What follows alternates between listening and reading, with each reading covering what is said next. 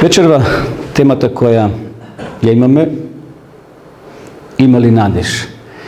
Верувам дека секој од нас се надева во нашиот живот. Постои една изрека дека надежта последна умира.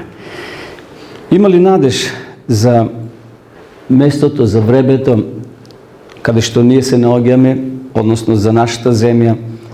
Има ли надеж за нашите деца кога ќе кача температура, која ќе го фати челото на детето? Секој родител се надева дека ќе се излекува детето, дека нема да биде нешто страшно. Кога се родиле децата, сме ги наблюдувале како растаат со надеж дека ќе пораснат, дека ќе завршат основно училиште, ќе научат да пишуваат, па средна, па висока, па факултет, па ќе се омажат и така поред. Надежта постојано превладува во нашиот христијански живот, односно и во нашиот секојдневен живот. Може би сме симпатизери на некоја политичка партија. Кога се избори во државата, се надеваме дека таа партија или таа гранка на луѓе кои треба да ја водат државата се наши симпатизери и ќе победат. Значи, секаде може да кажеме почитувани дека постои надеж. Токму ние во ова предавање, во ова размислување ќе зборуваме за надежта. Би сакал на почетокот да ве вратам таму некаде во 2010 година. Дали ви се познати овие луѓе, односно ова слика на рударите во Чиле? Ова се 33 рудари во Чиле кои се нашле во земја, во окно, доле во тие рударски окна на 750 метри под земја. Верувам се сеќавате, на телевизија ги гледавме тие сцени каде што еден по еден ги вадеа од земјата. Дали се сеќавате? На телевизија ова беше пренос број 1 во целиот свет. Именно што се случило? Значи, ова што се случило 2010 година ги допре срцата на луѓето, зашто тука беа човечки судбини. Погледнете, овде има и млади деца, млади луѓе, и постари во средни години, меѓутоа ни должни, ни криви, што би се рекло, се нашле доле во јама, рударска јама. Именно, што се случило? 2 недели откако се случи таа катастрофа 2010 година, никој не знаеше што се случува доле во подземјата на 750 метри. Едино знае родителите, мајките, децата, пријателите на тие 33 рудари. Значи, едноставно, луѓето беа блокирани. Државата во Чиле, начело со владата, правија планови како да ги извадат затрупаните рудари доле. Не знаеле дали се живи. И знаете што направиле? Ископале една дупка, пробиле една дупка од 15 сантиметри. Тоа отприлика олко.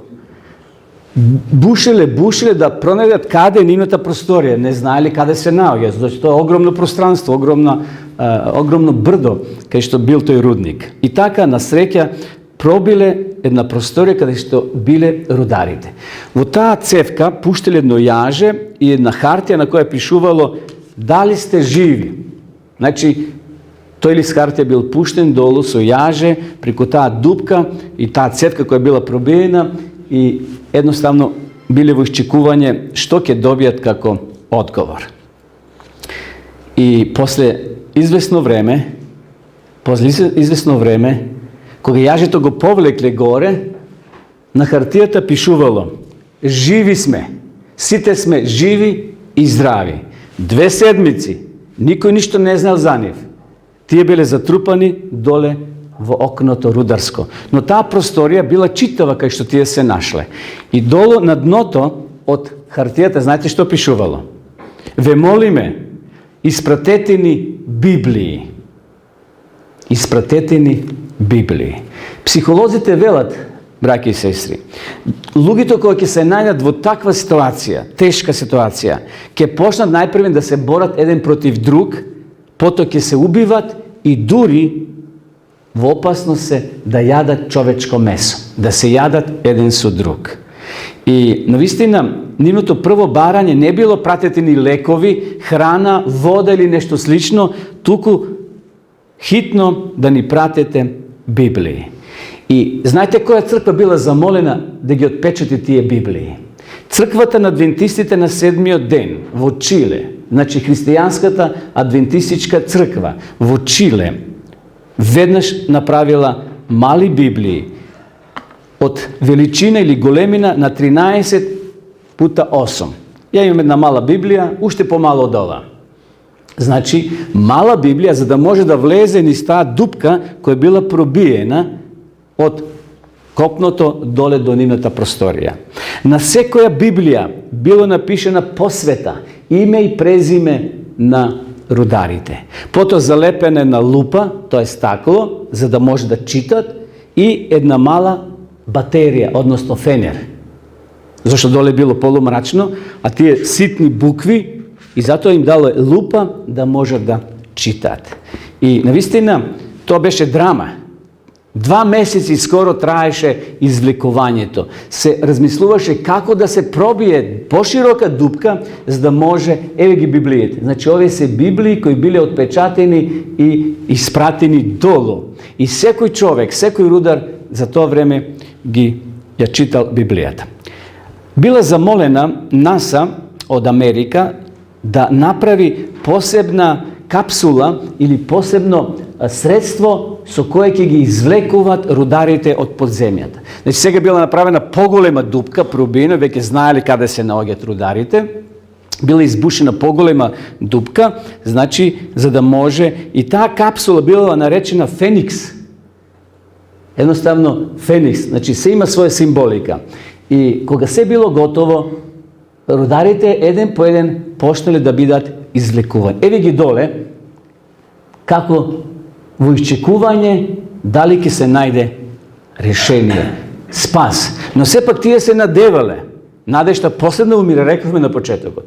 Тие 33 рудари не се напаѓале, не викале, едноставно ја трошиле храната што имале во залиха. А секако им праќале последни капсули, таблетки озгора за време додека не се нашло решение. Ево е таа справа, тој лифт, како би го нарекле, кој ќе биде пуштан озгора додолу. И еден по еден биле извлекување.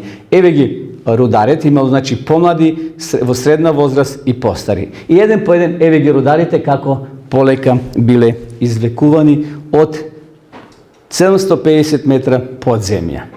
33 рудари. Тоа било навистина прекрасна гледка. И телевизиите го пренесува, дури кај нас овде можеше да се примети солзи радосници, кај што повторно семејствата беа собрани, пријателите. За цело време тука беше и председателот на Чиле, кој го наблюдуваше целиот тој процес. Значи, од првиот до последниот. Погледнете таа Библија колку е мала. Малечка Библија, но за нив била надеж и спасение, зашто верувале во Бога, дека Бог ќе им помогне. Еве таа дизелица, со помош на дизелицата, значи таа капсула или таа справа, да кажеме, тој мал лифт бил пуштан доле на 750 метри. И потоа бил креван по полека, за да не дојде до загушување, затрупување. Замислите, тоа е голема дупка, меѓутоа може да дојде до нарушување, да дојде до свлечиште и тогаш целата операција би пропаднала. И благодарение на нивната пожртвованост на овие луѓе, еве го и последниот рудар. 32 биле извлечени. Знаете кој останал последен? Шефот на смената. Значи, тој координирал. Сакал први сите работници да ги прати горе на сигурно, а за него, ако остане. Но и за него имало среќа и надеж. Тој бил извлечен последен. И обратете внимание сега на ова. Кога излегол и последниот рудар, бил, значи, шефот, водачот на смената, дошол до председателот и му рекол, кога дошол на површината: Господине председателе, дозволите да ви известам дека сите 33 под мое раководство безбедно и живо се вратија назад. А председателот заплакал и рекол: Господине Урзуа, така се викал шефот, добро сторено. Вашата смена сега е завршена. Колку траела таа смена? 2 месеци, замислите. Но сепак човекот бил вреден и се грижел за своите работници. Каков човек, со какво срце. Потоа ја отпееле националната химна на својата земја. И можеше да се види таму на екранот, камерите снима како рударите клечеа. Клечеа и в раце ја држеа Библијата. Та мала Библија, но за нив спасение. Не барале романи, не барале некои разни други книги, стрипови, за да се забавуваат, тие побарале Библија. За да можат да се молат и да веруват во оно што Господ го кажа, дека нема да не заборави, па макар да бидеме и во утробата на земјата. И знаете кој стих најмногу го читале? Ајде да го прочитаме заедно. Еве кој стих рударите го читале, односно ги читале овие 3 стиха. Јас се надевав цврсто во Господа и тој се наведна кон мене и го послуша мојот глас, односно мојот повик. И ме извлече, јас ова го подлеков со црвено, ме извлече од јамата на гибелта, од тињата и калта. Ги стави моите нозе врз карпа, ги закрепи моите чекори. Во моите уста стави нова песна, фалба на нашиот Бог. Мнозина ќе видат и ќе се исплашат, а ќе се надеваат на Господа. Наистина, браќи и сестри, ова беше охрабрување не само за родителите, за роднините, за блиските на овие рудари, меѓутоа тоа беше охрабрување за нас, дека Господ не заборава. Има надеж и тогаш кога ќе се најдеме можеби во тешка ситуација како што беа и овие рудари. Наистина, во животот постојат неколку важни работи. Се е важно, но овие се најважни. Односи. Односите меѓу човек и човек се навистина важни и Бог тоа го цени. Нашите односи хоризонтални треба да бидат безпрекорни, но и нашиот однос со Бога и вертикално, значи со Бога и со луѓето, меѓусебните односи треба да бидат на високо ниво. Понатаму, верата. Без вера не е возможно да се живее на оваа земја. Верата е многу важна. И оној кој не верува во Бога, во нешто верува. Не може човек да живее без вера. Па и оние така наречени атеисти веруваат во некоја своја идеја. Значи, без вера не е возможно да се живее. Ниедно човечко суштество на оваа земја не може да живее без вера. Ниедно човечко суштество не може да живее без надеж. Рековме, надежта последна умира. Овие луѓе 2 месеци скоро биле под земја, 750 метри. Но имале надеж дека ќе бидат спасени. И навистина биле спасени. Очигледно, што е потребно понатамо? Љубов. Без љубов не може човек да обстане. Љубовта е потребна. Ги знаете оние 3 љубави, како што ги нарекуваме филеи, агапе и ерос. Секоја љубов си има своје место. И затоа љубовта исто така е важна во нашиот секојдневен живот. Мирот. За мир денеска луѓето плаќаат огромни пари. Има луѓе кои плаќаат security или чувари да им ја чуват зградата, куќата, имотот, станот, луѓето. Но тој мир знаеме дека не е оној вистинскиот мир. Ако некој те чува пред куќа, ти мирно да спиеш, не е возможно. Но оној мир што Бог сака да ни го даде е траен мир. Мир кој Бог постојано сака да ни го всади во нашите срца. Темел, насока и тест на нашата надеж.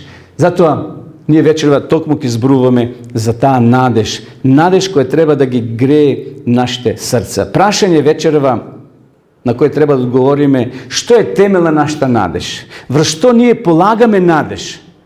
Врз парите, имотот, знањето, дипломите, врз што човекот ја полага својата надеж?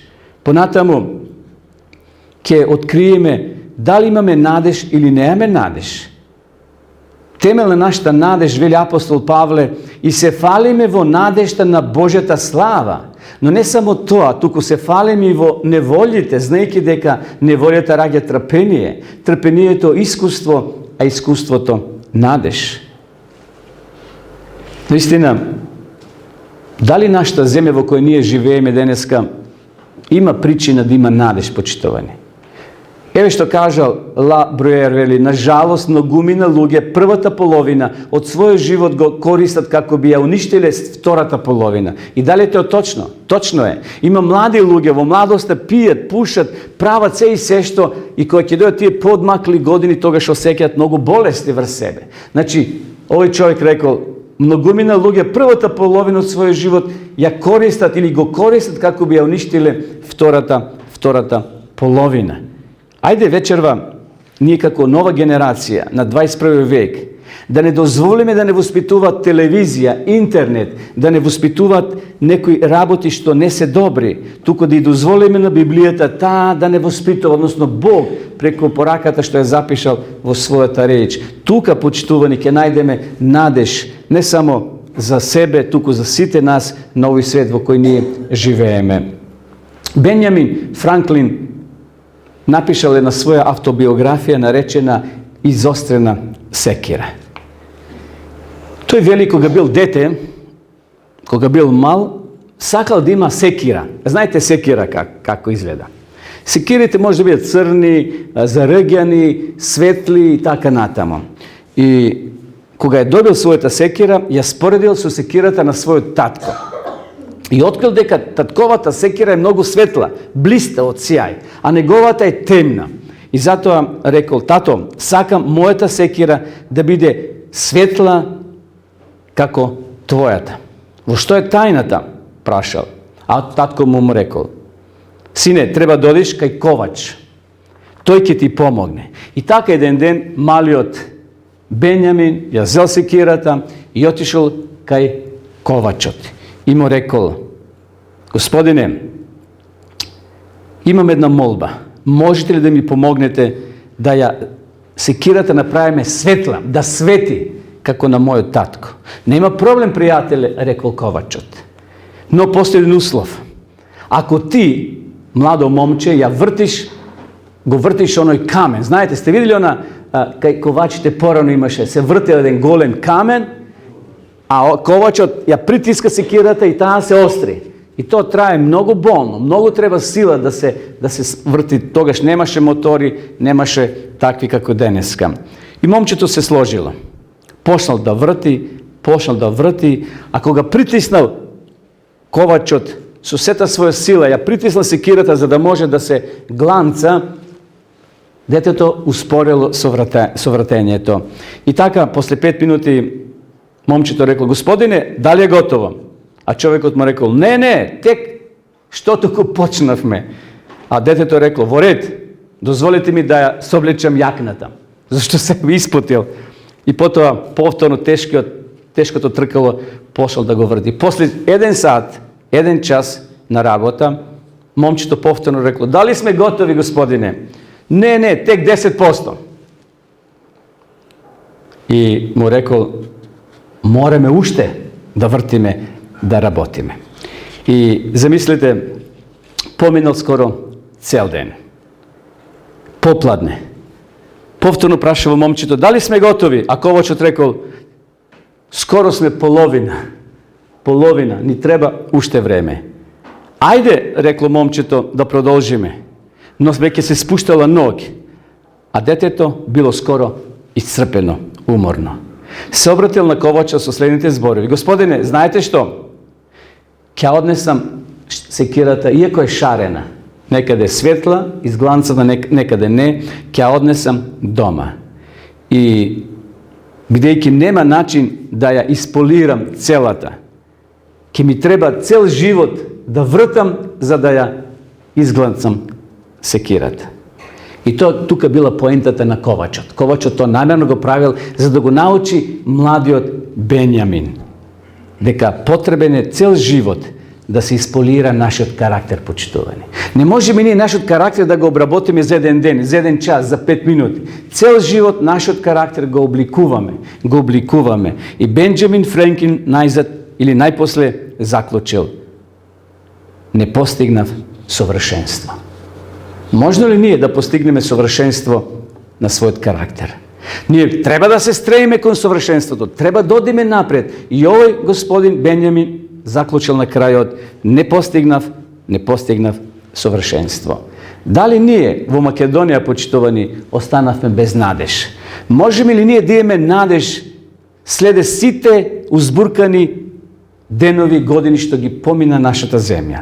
Има ли надеж за Македонија, за кавадарци? Дали имаме надеж? Во последните години сме имале многу прилики да изразиме надежта. što сепак Господ не водеше како поединци, како семејства и како земја. Замислете, моментално се водат стотици војни, граѓански, племенски, државни. Ние нова земја, новој простор од светот, овде кај што е нашата земја Македонија, можеме се уште да имаме надеж во Господ, дека Господ е со нас. Сакам да ве потсетам 2001 година, 11 септември. Знаете што се случи во Њујорк? Ние бевме во Холандија токму кога се тоа случуваше. И кога навечер ги отворија телевизорите да се гледат вести, ова беше ударна вест. Катастрофа во Њујорк. Паднале зградите близнечки. Кај останатите присутни, бидејќи ние потекнувавме од Македонија, од Европа, односно од Југославија поранешна, и тука се водеа војни, знаете, Југославија, Хрватска, Босна, па и кај нас имаше 2001 војни судир. Може би толку и не бевме вознемирени, но другите од Европа, од Швајцарија, од Норвешка, од Англија, кај што немало со години војни, беа вознемирени. Што се случуваше во Њујорк? Знаеме, телевизиите тоа го пренесуваа. Сите бевме вознемирени. Меѓутоа, поентата ми е од овие слики или ова подсетување на 11 септември 2001 година е да сватиме тие луѓе кои беа овде, гледате, не се ни приметуваат, но овде меѓу овие процепи, меѓу овие линии, тоа се спратови, кај што луѓето преку прозорците гледа со исчекување во надеж, ке има ли спас, ке има ли начин да се избават. И погледнете еден каде нашол надеж. Погрешна надеж. Се фрлил од ова кула. Се фрлил мислејќи дека ќе најде спас. Правецот на надежта за овој човек бил погрешен. Правецот. Тој во погрешна насока барал надеж, почитувани. Надежта не е нова земја, надежта е горе. Надежта е кај Бога, кај Исус Христос. Ако гледаме нова земја, ќе видиме гробови, ќе видиме несреќи, ќе видиме болести, болници, затвори, војни, крвопролевање. Нашата надеж е горе. Затоа, и кога ни е најтешко, да гледаме кон Бога, да гледаме горе, зашто Бог има решение. Нашата животна задача е вечен живот. Ние не сме се родили овде да умреме и да биде крај. Ние сме само овде привремено, со временски карактер. Исус ќе дојде и ќе го земе својот народ. Сигурноста на вечниот живот се наоѓа во Бога, кој прави да бидеме чисти и без грев. Дури и гробот е исполнет со надеж за христијаните. Значи гробот во кој влегува и го става човекот христијанин, за него и таму има надеж. Зошто? Затоа што Исус рекол, јас ги имам клучевите од адот, од гробот и од смртта. Да, нашиот живот е сокрен во Исуса Христа. Апостол Павле тоа убаво го кажал со следниот цитат. Зашто во ова надеж ние се спасуваме, а надежта која се гледа не е надеж. Зашто кога некој нешто гледа, зошто да му се надева? Наистина, надежта на апостол Павле била во Христа. Не е надеж нешто што го гледаш или вера. Вера е да веруваш во нешто што не го гледаш и затоа веруваш дека тоа ќе се случи. Значи, има ли надеж за ова наша земја? Има. Има ли надеж за нашите роднини? Има. Има ли надеж за нашите семејства? Има. Но затоа треба да гледаме горе. Не како овој што побарал надеж долу и се фрлил и завршил со својот живот. Во една изложба, организирана изложба на музички инструменти. Имало многу разни инструменти. Меѓутоа, кога видов јас ова слика, толку ми даде надеж дека не е се црно во животот. И многу луѓе застанале пред оваа слика. Кој инструмент е ова? Ова е лира. Знаете лира што е? Посебен инструмент. Но ова лира, гледате, сите жици се искинати. Само една жица останала. И таа жица била наречена жица на надежта. И наистина, кога видов оваа слика, ми даде храброст. Ми влева храброст и надеж. Дури кога се е околу нас црно, дури кога хоризонтално можеби нашите односи се пореметени, zato što sam go prihvatil Hrista, zato što sam stanal hristijanin, zato što sam trgnul sa Boga i mnogo ljudi ги кина джиците. Не сакат да имат комуникација со нас. Значи, таа хоризонтална врска прекинува, но постои една нишка, постои една жица која не може да ја скини. Тоа е вертикално со нашиот Бог. Бог никогаш нема да ја откине и последната жица. Тој постојано сака да биде со нас во заедница. Зар не сме срекни, почитувани, што Бог не кренал раце од Македонија, што Бог не кренал раце од тебе и од мене, Бог не кренал раце од ова наша планета, зашто Тој крв пролеал. Исус бил на ова земја и го дал својот живот. Зато постои една нескршлива врска. Таа врска не може никој да ја прекине, да ја прекрши или да ја скрши. Божјата љубов кон нас е постојана. Бог не гледа преку многу интересни наочари. Може би научарите на нашите луѓе, на нашите пријатели, на нашите роднини се црни и не гледат темно, ама научарите на Бога не гледат како свети, како чисти, праведни, зашто Бог не гледа со своите научари, не со научарите на овој свет. Кога Тој не гледа нас, кои сме се одлучиле за вера во Исуса, Тој не гледа како никогаш да не сме сгрешиле. Тој не оправдува преку Исусовата жртва. И затоа многу е важно да го прифатиме Исуса Христа како наш спасител и водач. Постои една илустрација, една кратка сторија, една кратка приказна за еден човек. Веќе влегол во длабока старост, живел тамо далеко во едно село, имал една трошна куќа. Гледате каква е трошна куќа. Цела од штици, гнила, почнало веќе да паѓа. Човекот си рекол, не можам повеќе овде да издржам и затоа сакам да се преселам во град, да отидам во старски дом. И еден ден ставил една табла пред куќата и напишал се продава. Размислувал колку пари да побара, зашто била трошна куќата. И си рекол, јас скромно живеам и скромно ќе најдам дом, еве ќе ја продадам за 1000 евра. И не поминало многу денови, то се случило 1930 година, значи многу одамна. 1930 година вистински настан. И после неколку денови се паркирала кола пред неговата куќа, излегол едно младо момче, зачекал на вратата и рекол, ова куќа е ваша, господине? А стариот рекол, да, момче, моја е. Имате документи? Да, имам. Колку барате? Колку е цените куќата? Па еве, не барам многу, 1000 евра. Добро, господине, може да се договориме околу цената, рекол стариот, мислејќи дека многу бара, за да не си замине момчето, но момчето извадило паричник, а од паричникот извадил еден чек, го пополнил и напишал $500. И рекол, еве ви, ова е капар. За неколку денови ќе дојде газдата кој сака да ја купи ова ваша куќа. И заминал. Во наредните неколку денови, додека чекал стариот да дојде вистинскиот купувач, си рекол, може би многу побара. Што ако сега ова момче му каже на газдата дека 1000 евра барам за ова трошна куќа, но зато јас ќе направам вака.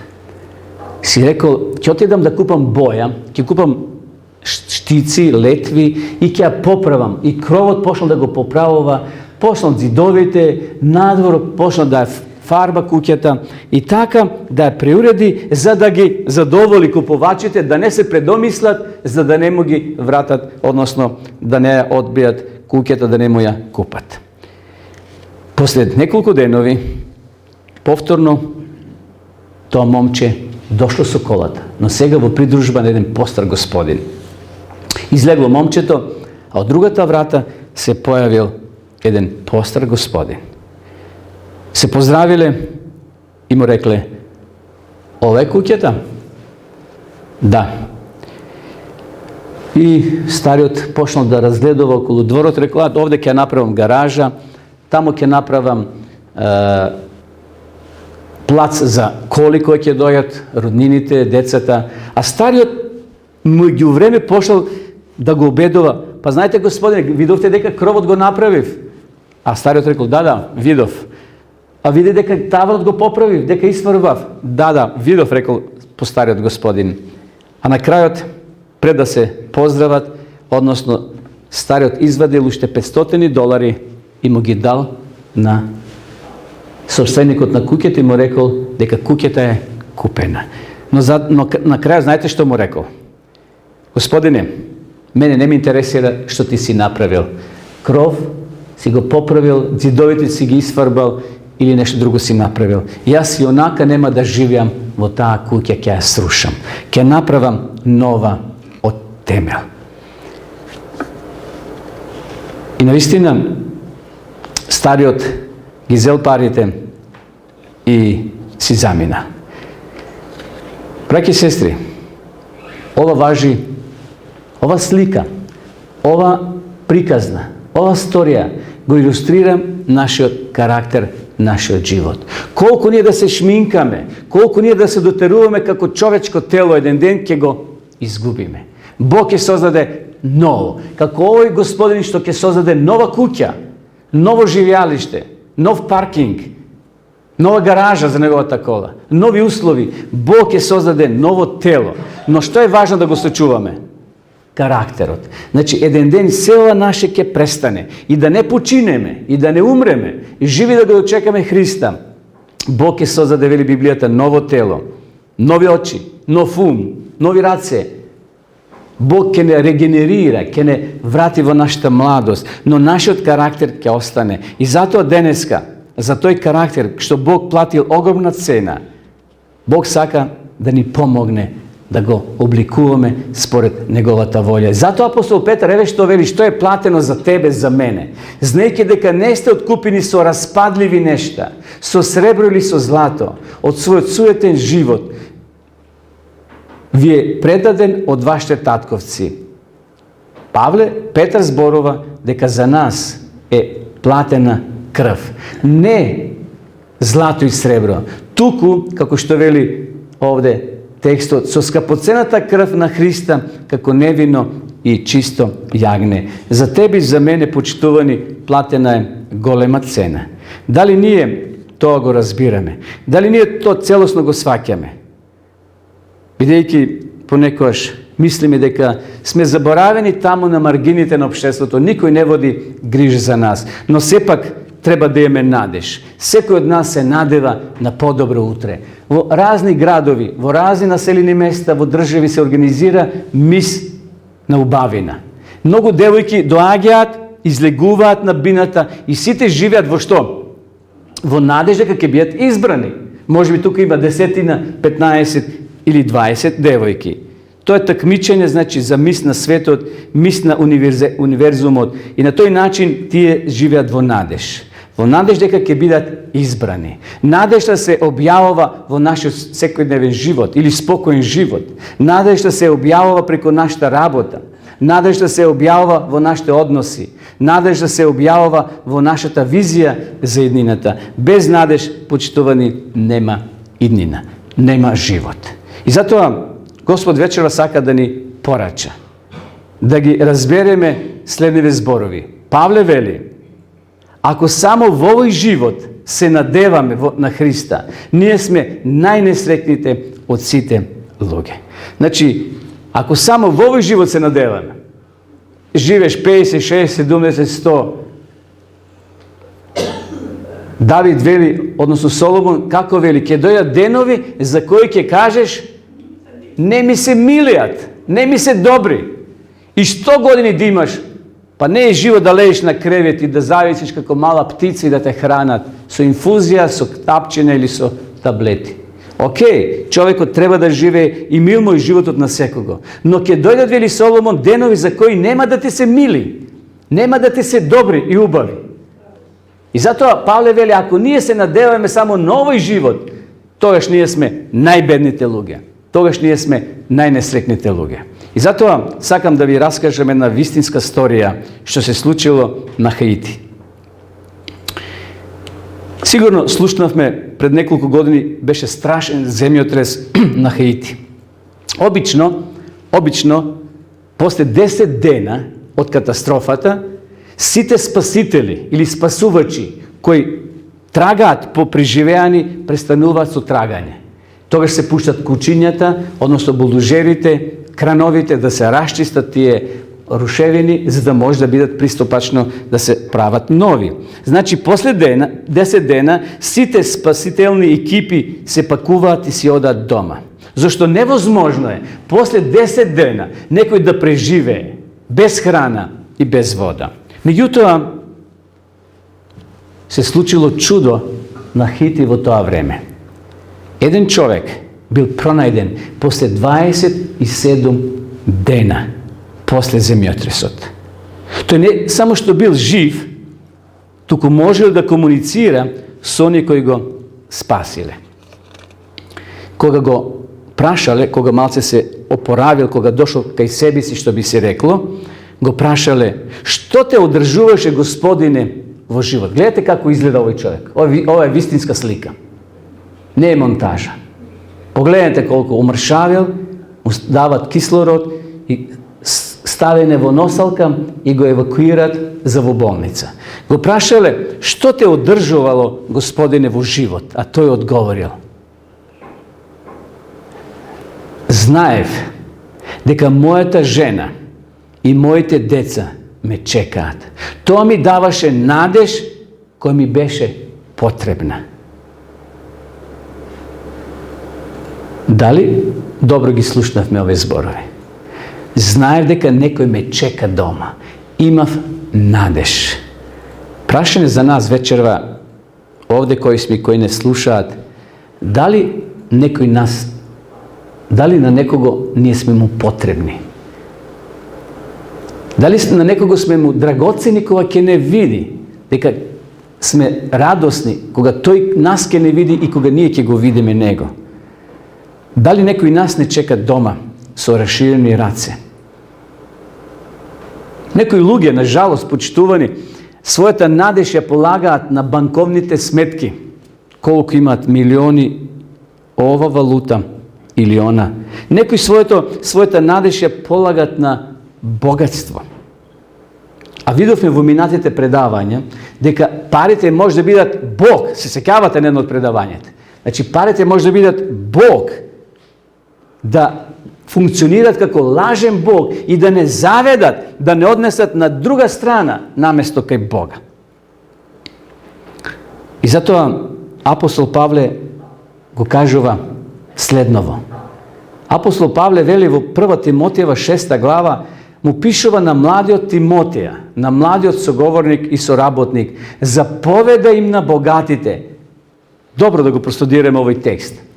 Заповеда им на богатите на овој свет да не бидат горделиви и да не се надеват на непостојаното богатство, туку во живиот Бог. Знаете, Бог не е против богатството, да си разбереме. Значи, не е грев да бидеш богат, но да ги рангираме работите на исправен начин.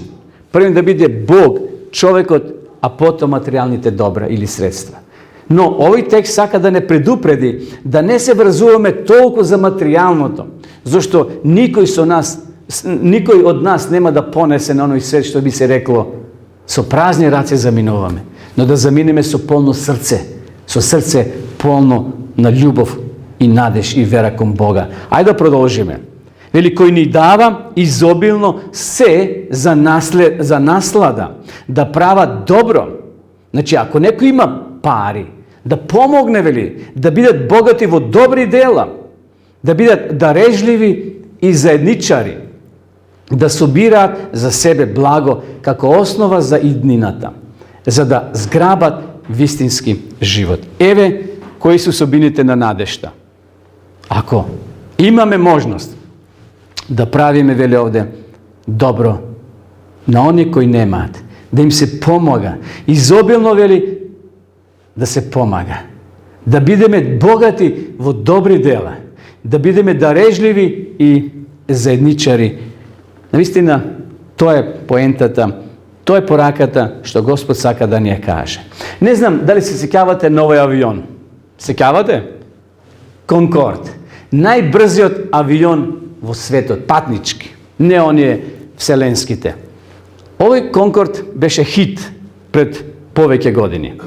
Тоа беше Франција, значи Ер Франција, они го користеа, имаше лет Париз, Нью Йорк за 2 часа.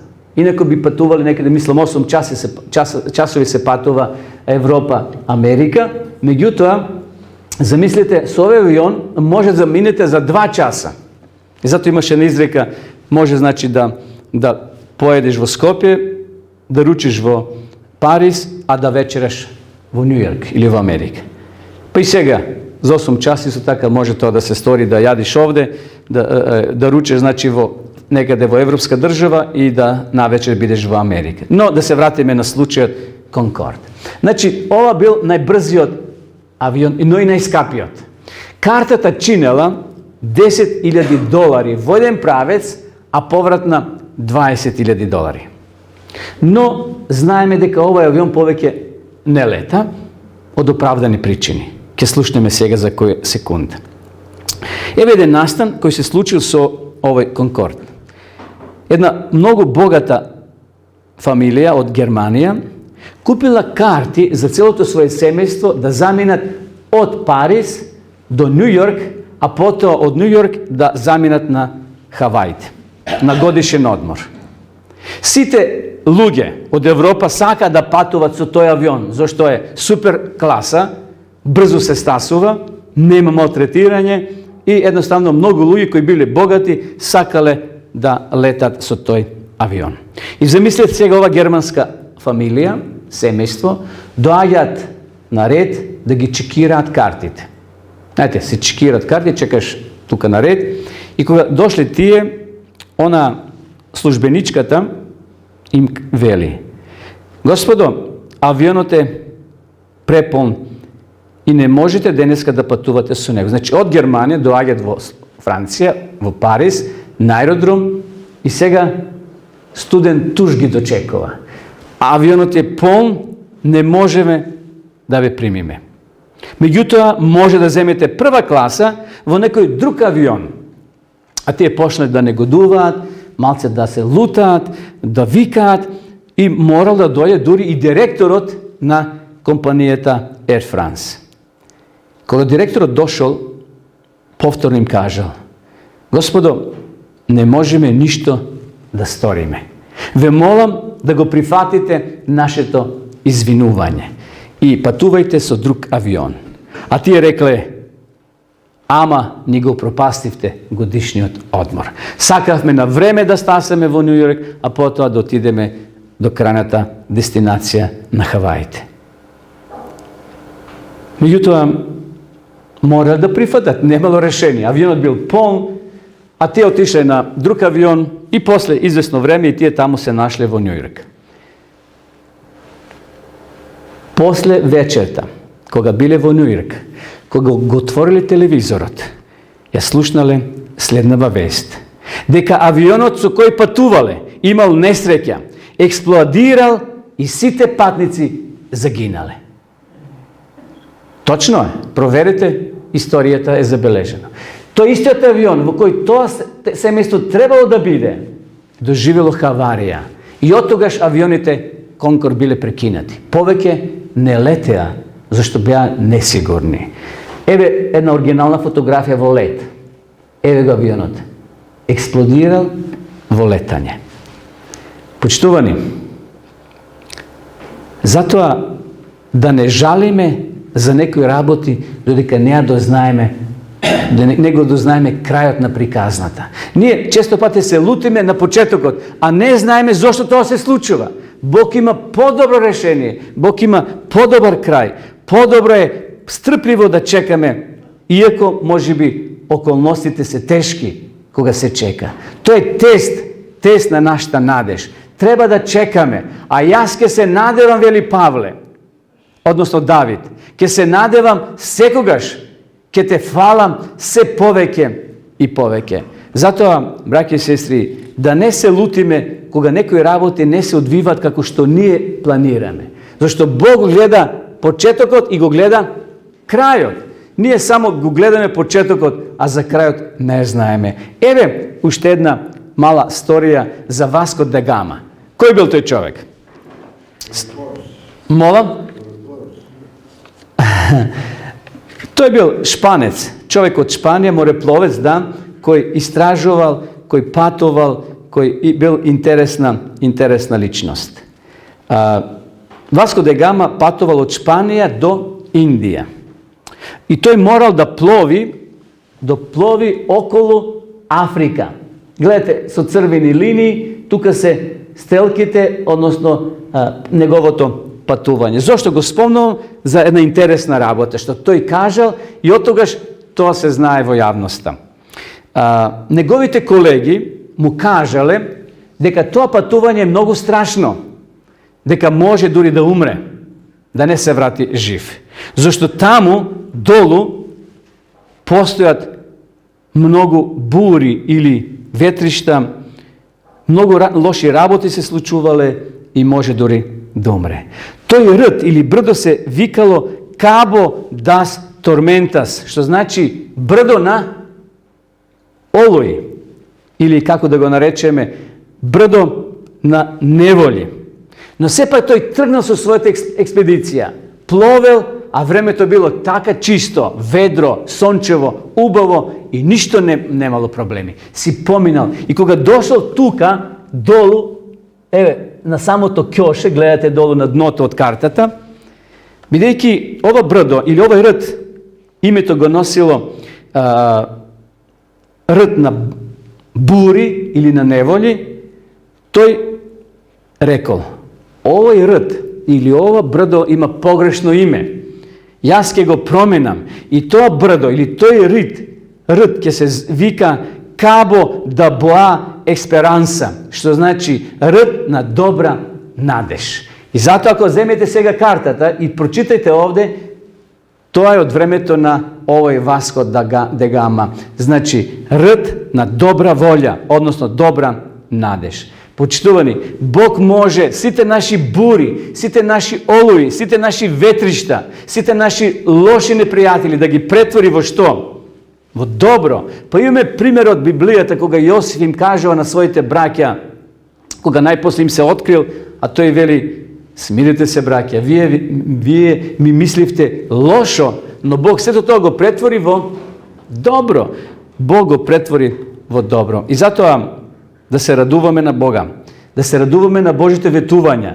Значи, овде како што сум напишал на дното, бурен рд станува рд добра надеж. Бог може да ги претвори нашите лоши работи во добра надеж. Давид вели: они кои се бојат од тебе, се веселат кога ќе ме видат, зашто јас се надевам на твојот збор. Понатаму вели: мојата душа копне за твоето спасение, со надеж го чекам твојот збор. Нека навистина, браќи и сестри, Господ ни помогне да Бог биде наш штит, да Бог биде наша надеж, не човек. Човекот денеска се поздравува, а утре го нема. Починал. Или ти откажал послушност, свртил грб, заменил на друга страна. Зато нашата надеж и нашиот штит, како што вели овде Давид, да биде Бог. Бог да биде наше засолниште. Не знам дали се сеќавате на една трагедија која се случи во Црна Гора. 24. јануари 2006 година се случи најголема железничка несреќа во Црна Гора. Возот бил полн со млади студенти кои патувале дома и доживеле несреќа. И вие знаете како изгледа Црна Гора.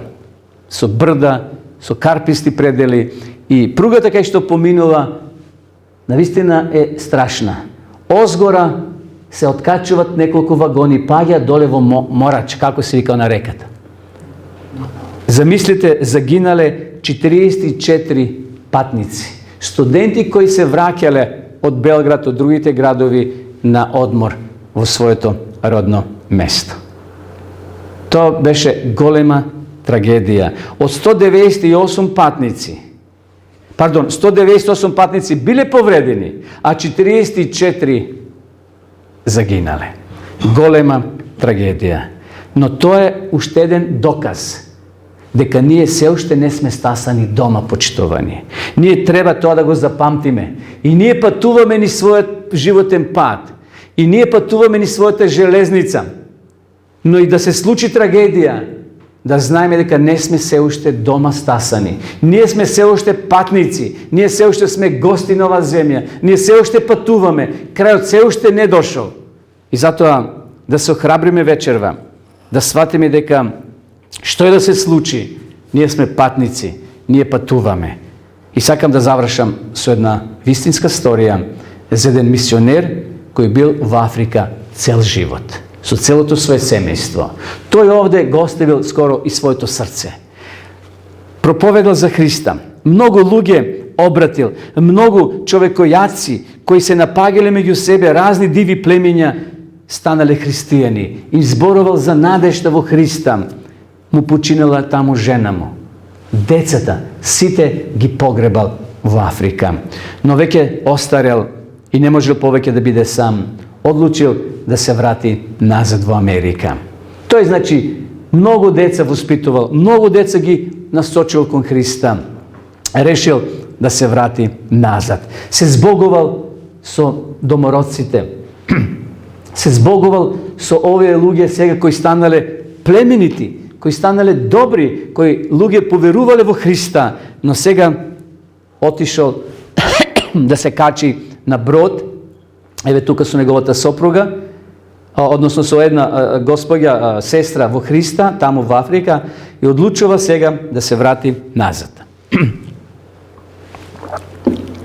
Влегол во бродот и после известно време се вратил таму на источниот брег во Америка.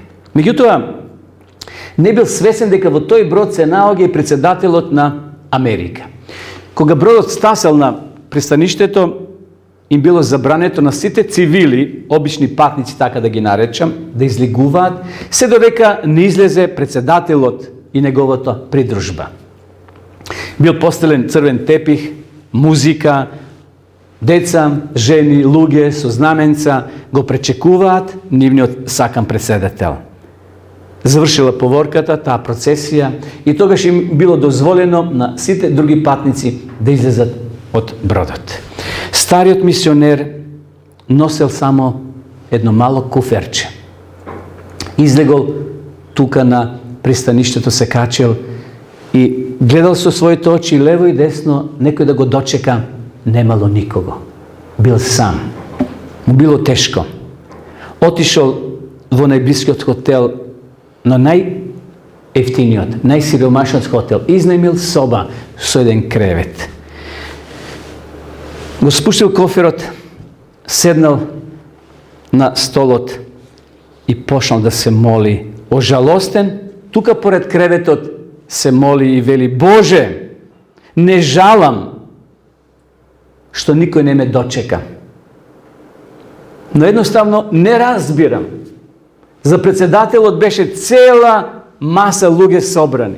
Црвен тепих, музика, химни, аплаузи. Јас дојдов, никој не ме дочека. Во Африка ја оставив жената, ги оставив децата. Целиот свој живот го посветив на Тебе, Боже. А сега, кога се вратив дома, никој не ме дочека. Не се жалам, Боже, но едноставно морам да ти кажам, не го разбирам тоа. Подосна, кога бил пронајден дневникот на овој мисионер, било допишано следново: почувствував таа вечер како некој да ме допре на рамото и слушнав глас кој не личеше на човечки. Тој глас ми рече: мој сине, ти се уште не си стасал дома.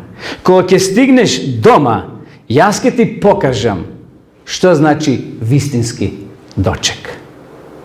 Браќи и сестри, драги пријатели, да не заборавиме, ние се уште не сме дома. Ние се уште не сме стигнати дома. Ке се случуваат катастрофи, ке се случуваат непредвидени работи. Ке има прилики кога никој нема да те поздрави, ке има прилики кога никој нема добар ден да ти каже. a kamoli crven tepih da ti posteli.